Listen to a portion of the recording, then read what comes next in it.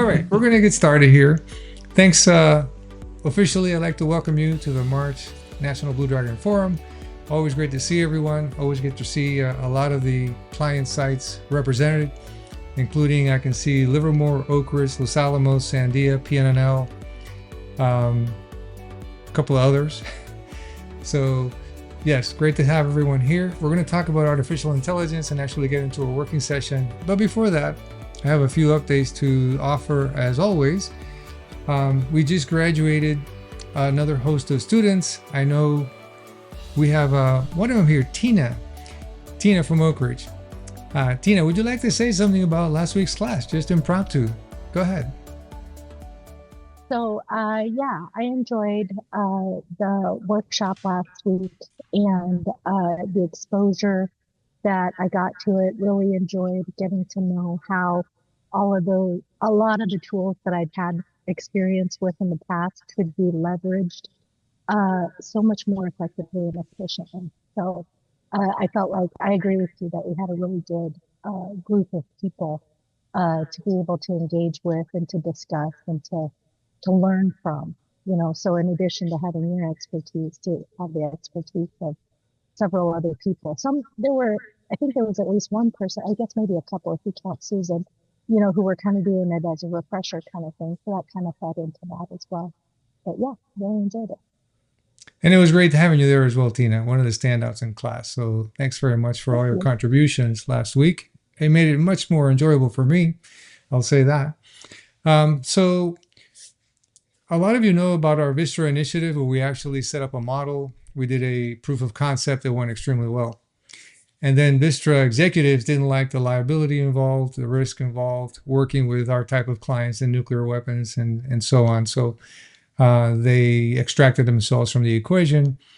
But now we have a new company we're working with that has more than Vistra, actually has multimodal capabilities. I was demoed something yesterday, and they showed me how it could look at video and graphs and charts and spreadsheets and so on.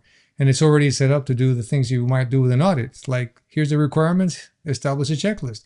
Here's the performance, here's how it didn't meet the checklist. So we're working towards that with a second proof of concept here next week. And I'll tell you more about it in the near future. But we're going to talk about more on that for the rest of this presentation.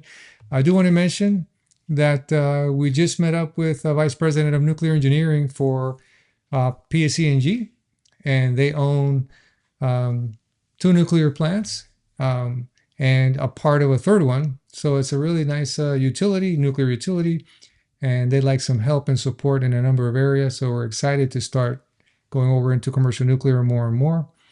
Salem, Hope Creek, and Peach Bottom are the 3 plants. And we're also working, I confused Vistra and Veritone. I was talking about Veritone AI. Vistra is another nuclear utility, actually, Davis-Besse, Comanche Peak, and 2 more. And they've hired us to do some work for them as well. On the buy, we're also working with OPG on getting a training contract with them. And I don't see them here today, but we've been working with OPG, Ontario Power, for a while. Something nice that I like to share is that, let me get myself out of the way here. If I can find my little screen that takes me out of the way. I have been placed in the official top 100 Innovators and Entrepreneurs magazine. I don't know if you can read the logo very well, but it's pretty cool to have been nominated and selected. And so there's a little website feature. There's a nice little write-up, and we've put that write-up in our website as well. But it's nice to get a little recognition for some of the work I've done over the last 3 decades. So that's pretty cool. And last but not least, we're here to talk about AI. So let me bring up what we set out to do last time, which is to prep ourselves for this week in terms of getting together and figuring out how we're going to use this thing. AI, of course, is coming and it can't be stopped. And I was talking to some folks in academia, and they're sitting here worried about students using AI to write papers and things like that. And I'm trying to tell them it is a locomotive which you cannot stop. So it's like when the calculator came out, right?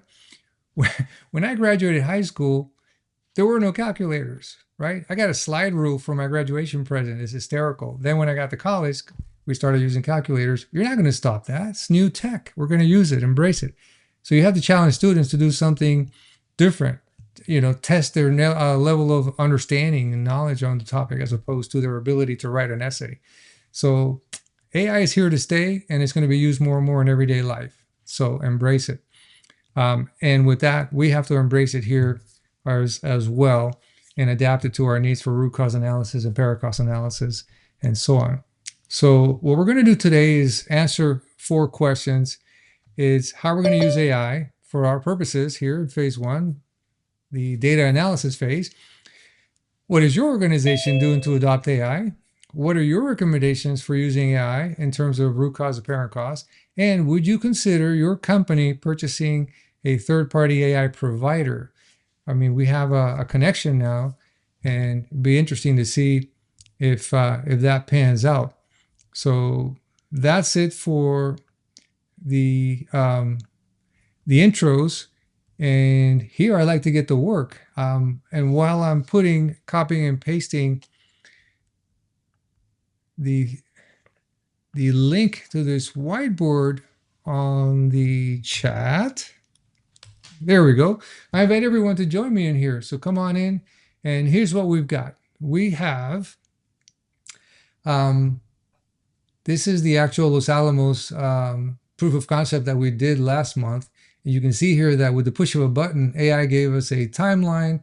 It gave us the deviations between the requirements and what actually happened. And we turned those into questions. Here are the questions generated by AI.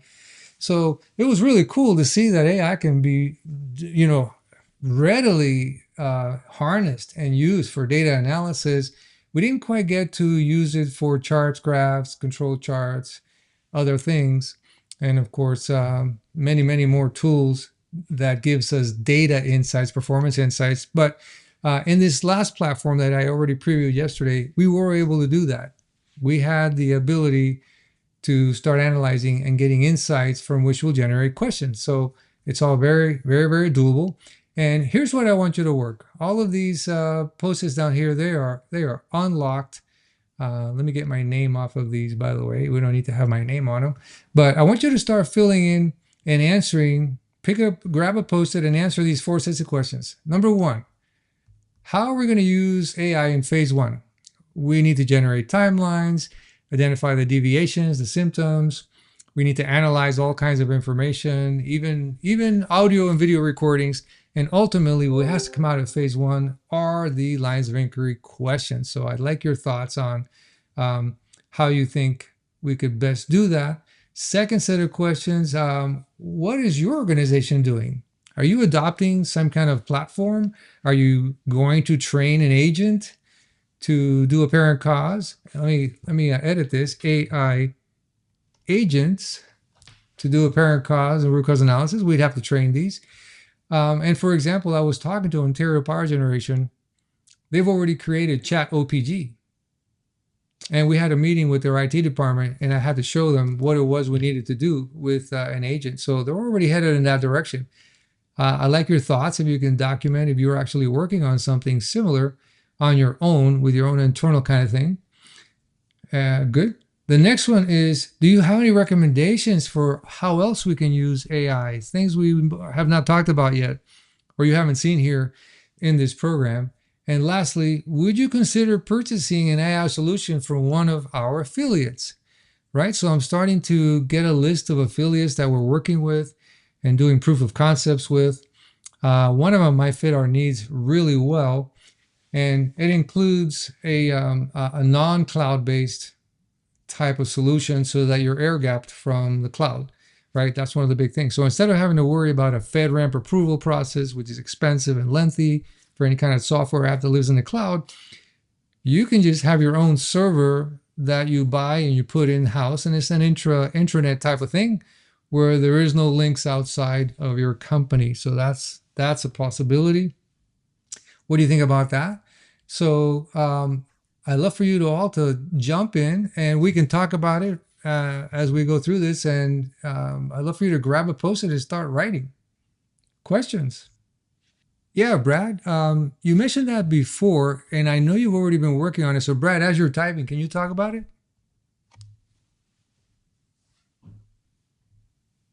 Yeah.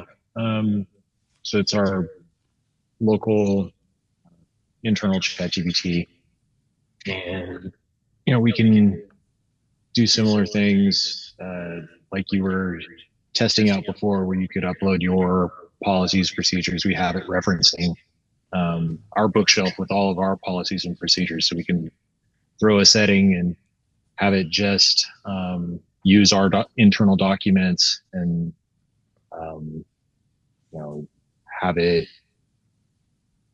analyze our policies for whatever it is we're looking for with respect to either an event or an incident or whatever, So, what's leveraging the ChatGPT tool, really. so a couple of questions, Brad. Uh-huh. Number one, is it in the cloud? And how are you managing to defend it, with your firewall? And number two, what is the output? Are you generating lines of inquiry or are you trying to jump all the way to a root cause? I would be using it to help generate lines of inquiry. Great. I was using it to look for requirements specifically. So I had an idea already of what our policy documents were that were applicable to whatever the scenario I was looking at. And then if I was missing anything, I asked our live chat, what what are the requirements for doing this work? And it Oh, pulled together all the documents for doing it. So I was able to double check my work in that manner. so But you no, you were able, so you I'm loaded not using it for everything? Did you load causes. the entire contents of Livermore records or We've procedures? already we've had that. That's on our internal bookshelf of our Okay, policies and procedures. So it's already loaded there. gotcha. So you already have access to all the procedures somewhere. You just ask GPT to Most of look them. at it. Yeah. Our version. Okay, cool. Yeah, so this is great. And how did you actually buy your own? I don't know if you know this, by the way, but IT department had to buy your own chat. Or is it an actual Chat GPT OpenAI, or is it some third party vendor? No, it's using ChatGPT. It's internal. I don't know the specifics of how it's implemented. Okay, okay, very very good. Thank you so much. Sure. Let's jump over to Argon, ANL. So they're developing Argo, which is they have a GUI, a user interface in front of a chat GPT.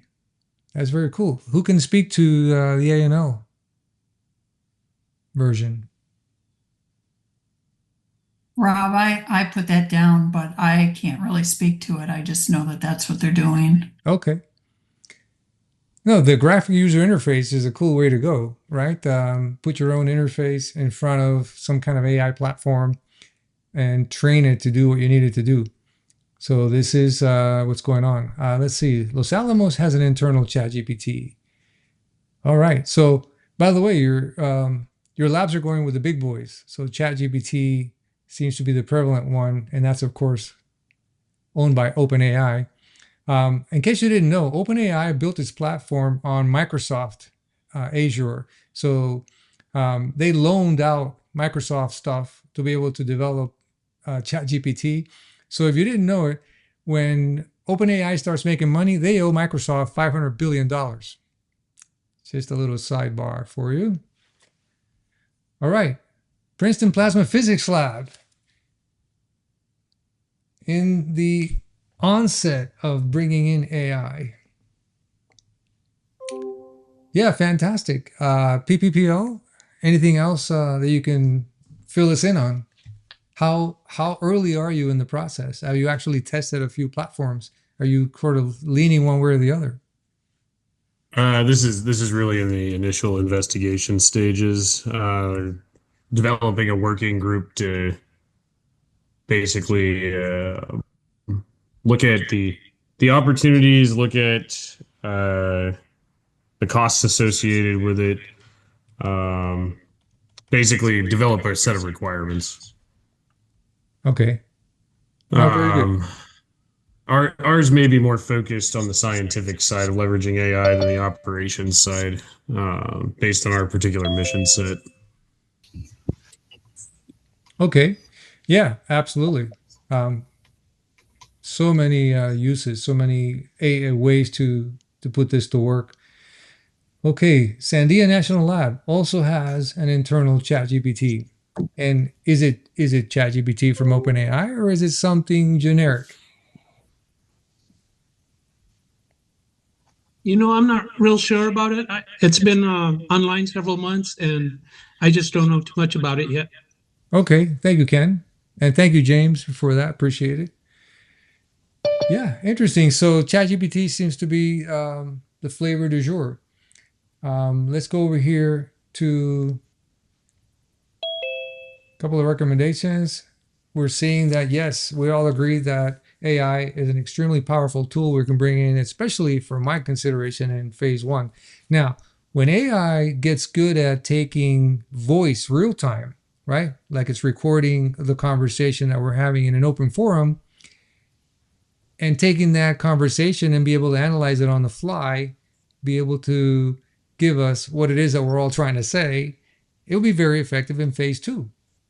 I don't know that anyone's ever tried that or is in the process of trying it, but it's something that I'm looking ahead to see if eventually we can use it in phase two.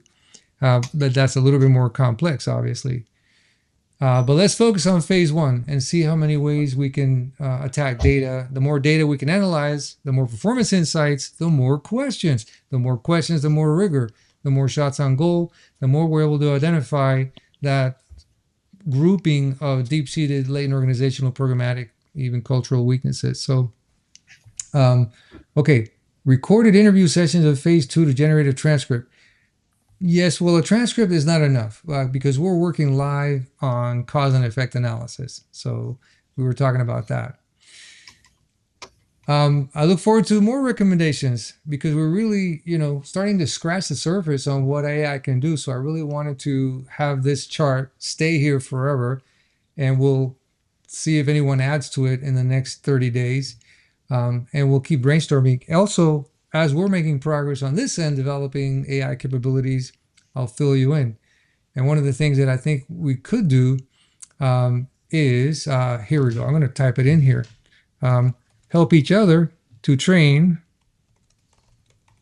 AI agents on how to do data analysis for root cause.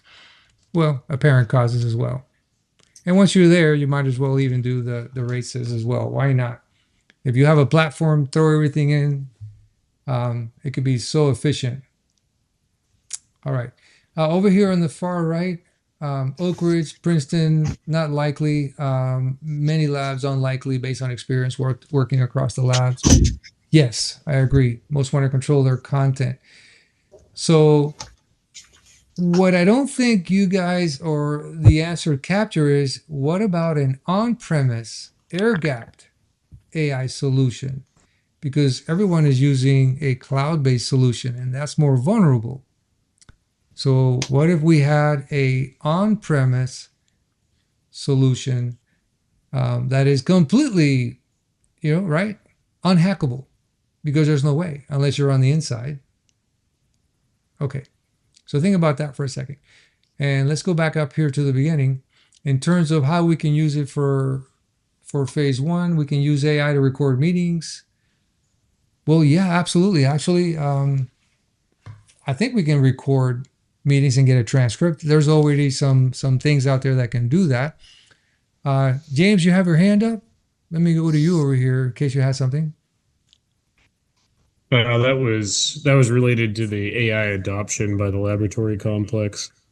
Um, so that's a tough one because many labs have a lot of security requirements, um, and the legal ramifications of AI are something that a lot of industries are grappling with right now. And there's a practicality aspect as well, particularly once you get into the security requirements of classified or proprietary information, um, that has to do with the AI only being as good as what you feed it. It's you have to be able to effectively train it.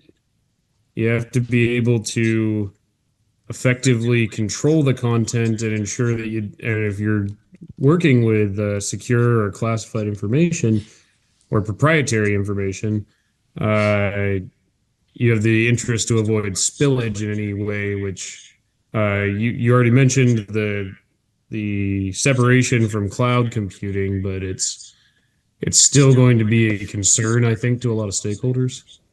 Yeah, it's going to be a huge concern.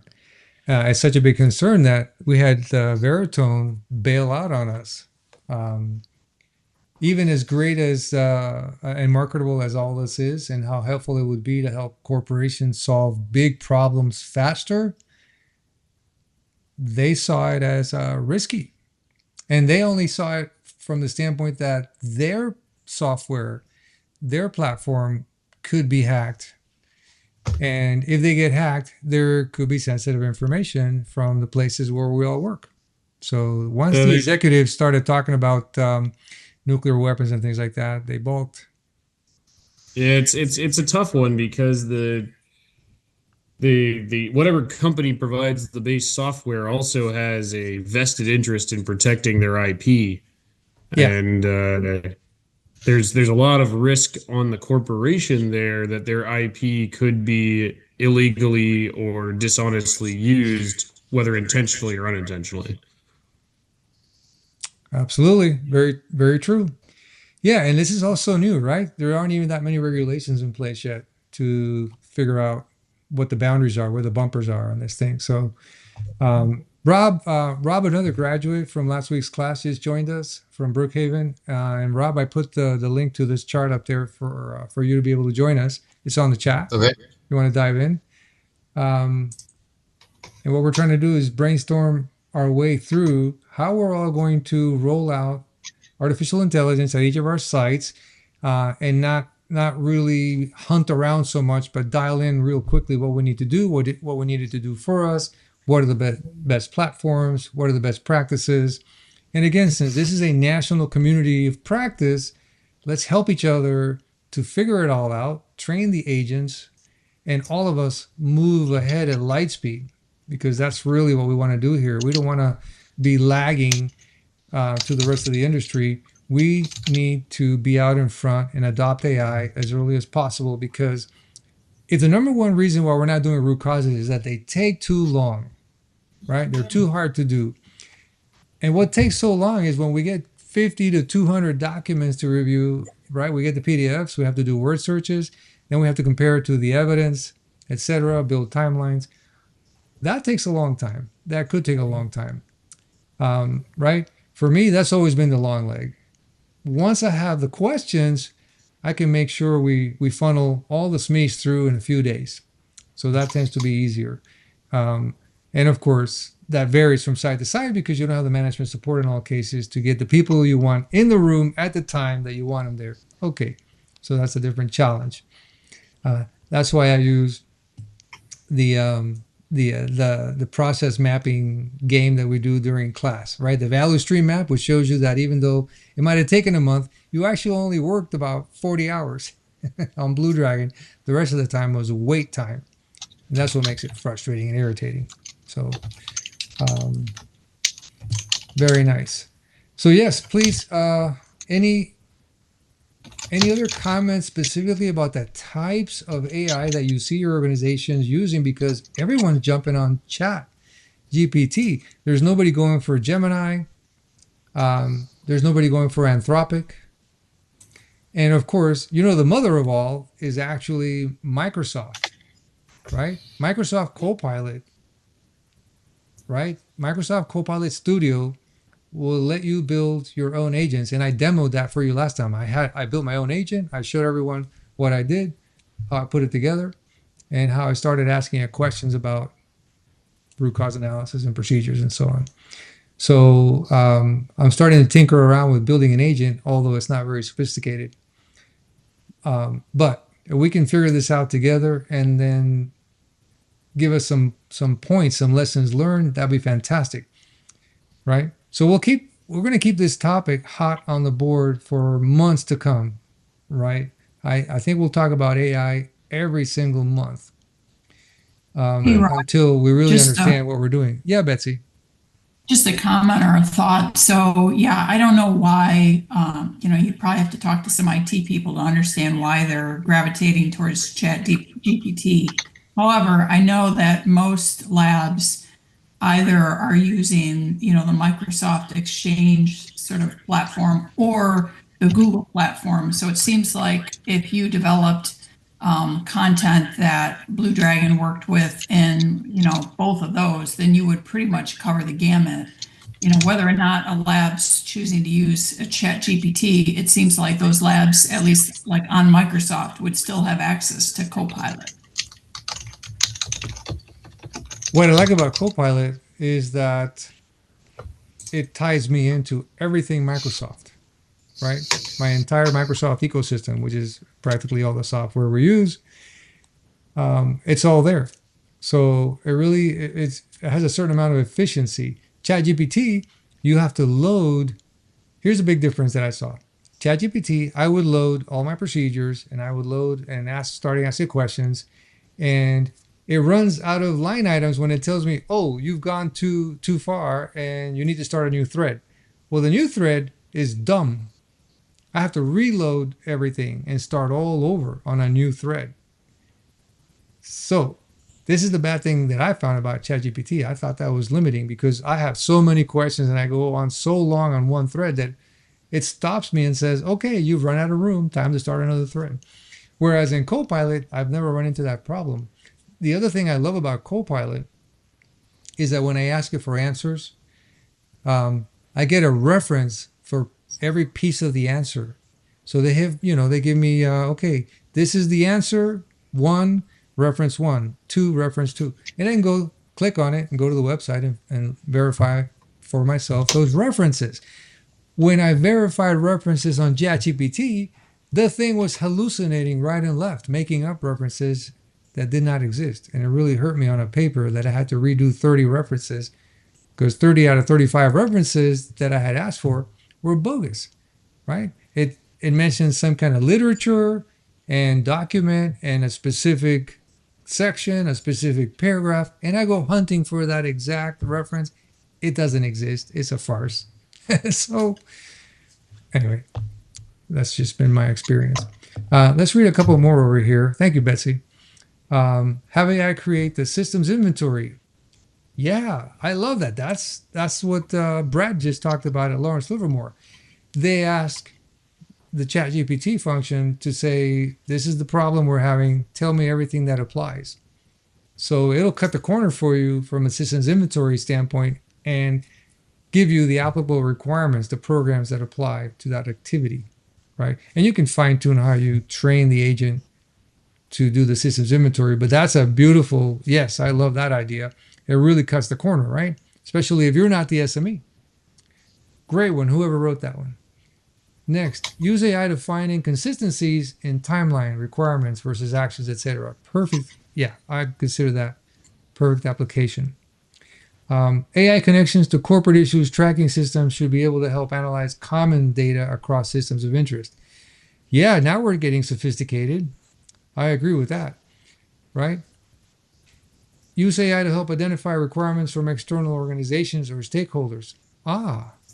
Actually, if there's a tie to go into the internet, maybe that's what you mean there, external organizations and stakeholders, or maybe from within the company, other areas like ES&H, environmental, health, safety, security. There are a lot of cross ties between certain organizations at these sites That's a good one.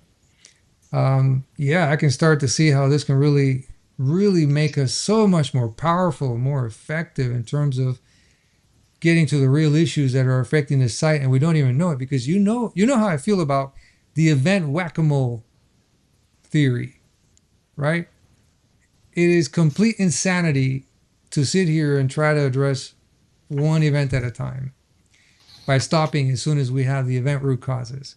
That's crazy, right? Humans are the infinite variable, as I always say, and they're going to create infinite variability in the types of events you're going to get. And you just can't go about fixing those as they pop up. You're going to spend needless resources, time, money, energy. And that's what's happening.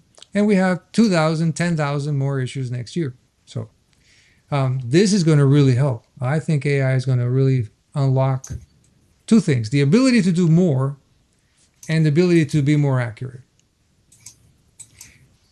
Someone wrote, use AI to search OPEX database for similar issues. Can you help me out? I don't know what OPEX is. I added that. Yeah, OPEX is the DOE database that has like all the lessons learned and you know, anything that anyone's written where they've had an issue and they want to share it out with the complex. But there's so much content in there that sometimes it can be challenging to find something that's applicable to you. So Yes, but that's a great application. I wish I had access to the the nuclear utilities LER database from the NRC and OPEX database on the condition reports, occurrence reports from the DOE. That would be great. That would be interesting because now we can expand to a national level common cause analysis. What do you think, Betsy? Is there any work we can get doing a national common cause analysis across multi-sites? That'd be cool. Be wild. Most labs are using Microsoft or Google. Yes, that's certainly what seems to be the case. Although, remember, ChatGPT is not Microsoft. It's OpenAI, Right. separate company. What's interesting about that at Livermore, you know, we do have Microsoft Office 365 and we have that license, but we're not using Copilot. Yeah. And so we're told to go through our live chat function, which is utilizing OpenAI, and not to use Copilot for sensitive data. So yeah, you know if why? any of the other sites who have that option, I'm curious how that's set up. No, here's the problem. In order for Microsoft Copilot to be effective and to be used, you have to have loaded all of your stuff onto SharePoint, and then it can access it. So it has to be on the cloud, and that's the Achilles heel of Copilot. But there is So- the Azure GovCloud, which should Yes. fit, but That's true. I don't know a lot about that, but I'm imagining that has firewalls, protections, but once you get into the Azure level, as far as I know, it gets super expensive. That's the big stuff, the big guns.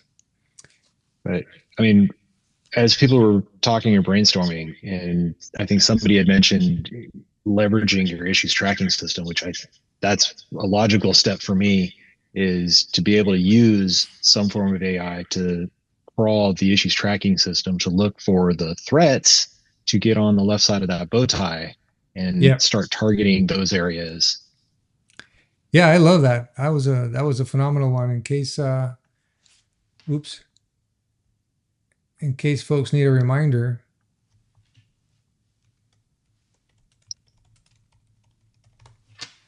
Yeah. This is what training and analyzing is going to help you get ahead of it by identifying negative trends and jumping into a Bravo or even an Alpha analysis to go kill it. So great use. Now, this is why I'm most interested in being able to analyze spreadsheets, because the CAP databases can usually be downloaded in CVS files or Excel spreadsheets. And if we can get it, if we can train it to analyze, it'd be great. So guess what I was doing all day yesterday? I have a giant spreadsheet. It had 243 condition reports. And I'm sitting here going, okay, Copilot on Excel, analyze this rows A5 dot dot through row 245. I'm sorry, I can't analyze your data. We're having problems with the way it's structured. What problems? I don't know where you're. So I was like, what is the data problem? I had a heck of a time. I have to tell you, I had a really difficult time getting it to do what I wanted it to do. I finally got it to give me a Pareto chart, give me a drawing, give me a Pareto chart of one column that we sorted. And it was a weird picture that I couldn't edit. I couldn't like when a chart shows up on Excel, I can pull it on different directions, add titles or whatever. This Copilot just gave me an image, and it was a graphic image, and I couldn't fix it, and it wouldn't paste it onto my Excel spreadsheet as another Excel drawing. So I was really frustrated with how infantile or juvenile that Copilot was in analyzing a spreadsheet and giving me the results as simple as give me a histogram or a Pareto, a little more sophisticated. Okay, Sandia has an internal ChatGPT. And Brookhaven, that's got to be Rob. Rob, did you put that up there? BNL recently procured an internal GPT, and what was it based on? Yeah, so they do have the internal one. I've actually been using my own to prove concepts and things like that. Just because I use it across platforms, but yeah, that's really it. So my group. They're getting, I think, 400 licenses for BNL. Mostly it's for researchers and whatnot. But yeah, that's something. And are these 400 ChatGPT licenses? Yes. And this is for radiation protection or for the? Because it has access to all of our procedures, processes, and whatnot. Very cool. Is this for RadPro or more than that? More the entire lab. It's not enough, but yeah, no, cool. This is great insights, great intel, and it goes over here to the far right because I have mentioned for the past 2 months that I do not intend to create my own AI platform and start selling my clients AI. That what I will do is I would like to find a solution and adopt a solution that the majority of you are using or want to use so that we're all in sync and we can all train it to do what we need it to do. So that's part of the discovery here as to what's everyone using. Has anyone got way ahead of the game and can actually do a perfect phase one like we saw we could do last month when I showed you what we could do? We did the work of evaluating 50 procedures from Los Alamos, which took a half hour to load. And then we did the analysis, which is create a timeline, look for deviations, write me the questions. And all that took seconds, less than a minute. One more thing, and it's related to something that someone said earlier. Now I can't remember who said it. Maybe it was Brad.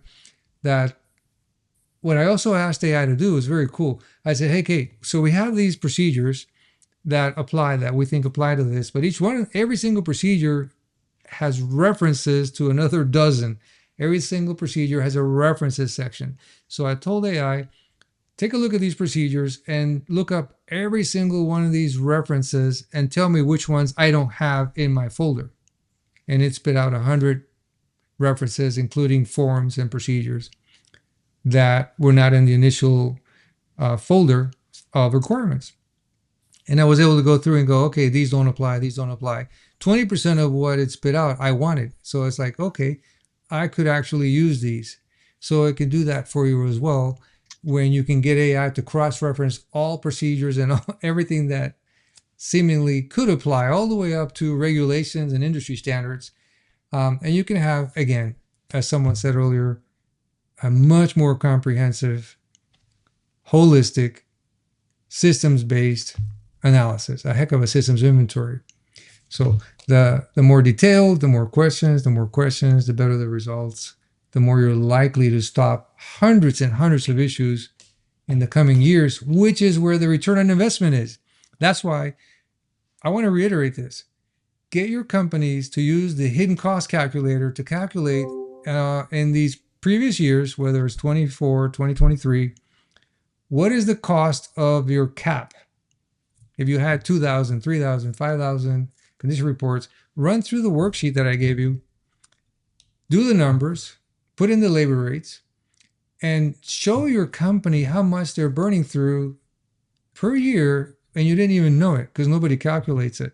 Now, the way to tell that you're having a return on investment on attacking these recurring issues is by calculating year in, year out, year over year, the total cost of what's going on in your corrective action program.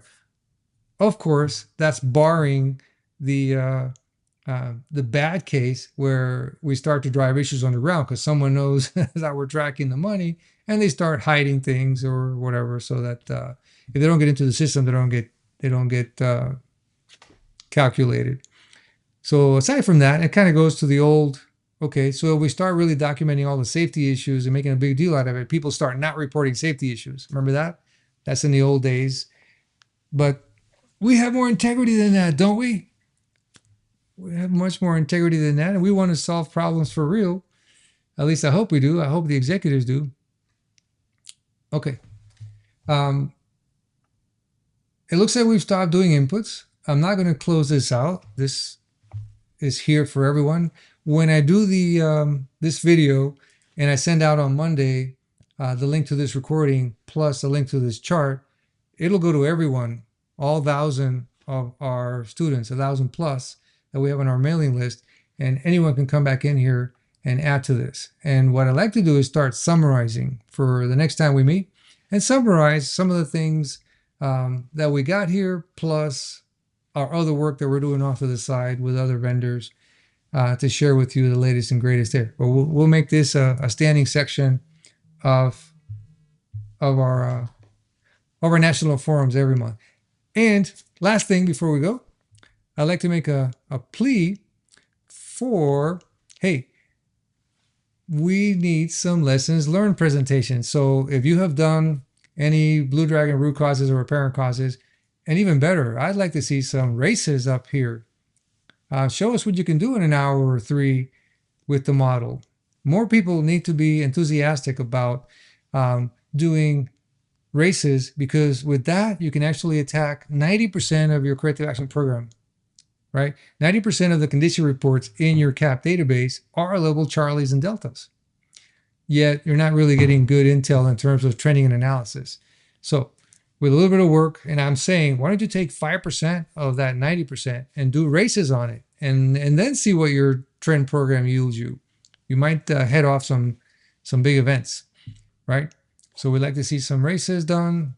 We'd like to see others. Lessons learned, you don't have to disclose the details. Just tell us how it went, how long it took. Did you save time? Was it more accurate?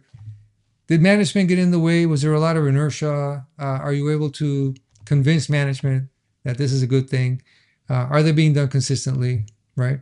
And you see all the handouts that we gave you in terms of checklists for how to do it. And there's a sexy new little, I'm going to put this on let me put this on the chat here before I go. I just updated this. Actually, a lot of you haven't seen it. I'm going to bring it to our checklist.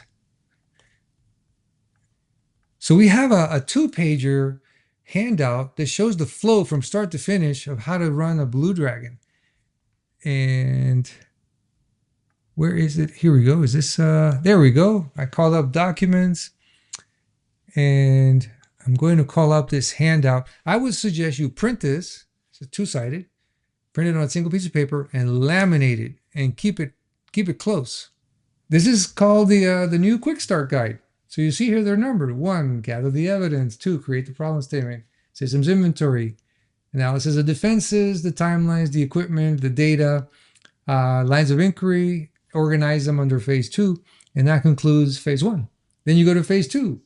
Key stakeholder analysis, focus groups, facilitate the cause and effect. You see how it goes, right? But this is a really nice little neat sheet. Here's phase 3. And in 20 steps, you have a clear flow path of what you're expected to do for any Blue Dragon. So I hope you like it. it's actually something that's relatively new, and only the new students are actually getting to see this. I know I sent this out, and I don't know if people have got a hold of it and started to use it or what. Has anyone ever seen that one or used it yet? Anyone started to use that little quick? We did it, Livermore. Awesome, Brad. Livermore, Los Alamos tend to be some of our most up-to-date users, right? Taking advantage of all the things we have to offer. So, okay, I think that's it for today. It's been fun as always. Thank you so much for being here. Greatly appreciate your support. Look forward to next month, and hopefully some of you will sign up to present something to us. Show us the lessons learned from one of your Blue Dragons, and look forward to our email on Monday with this chart, the link, so you can keep working on it. And we'll see you next time. Thanks a lot. Have a great one.